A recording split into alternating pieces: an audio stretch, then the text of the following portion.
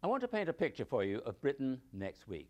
Imagine us as old and infirm, clothed in sackcloth and ashes, staggering towards the axeman who waits with that shining blade. Now, the axeman in this case is our Treasury Secretary, and the country's date with this executioner is Wednesday.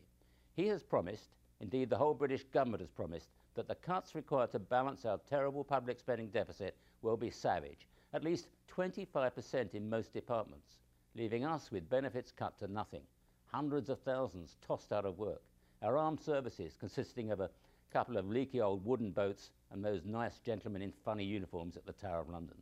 This impression suits the new coalition government very well. They've been able to establish in the public mind that the budget overspend is all the fault of the previous government, and that the previous government is equally to blame for the dramatic cuts that have to follow.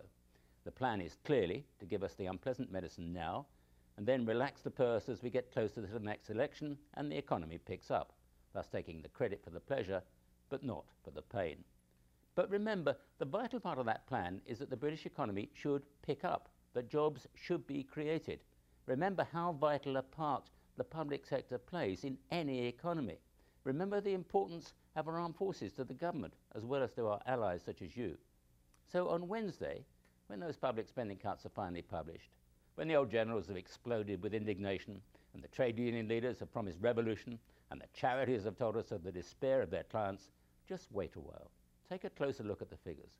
My gut feeling is not going to be quite that bad. The public spending will be left high enough to keep the economic wheels turning. The pensioners will still be given the money to keep warm at night. That even the defence budget, which more than any other seems to be running out of control, will be cut by less than has been feared. Even if this country's long-term military strength will have to diminish, there will still be enough money to equip our soldiers who fight beside yours. It is, after all, easier to talk tough about wielding the axe, but far harder to swing it. This is Peter Allen for CBS News in London.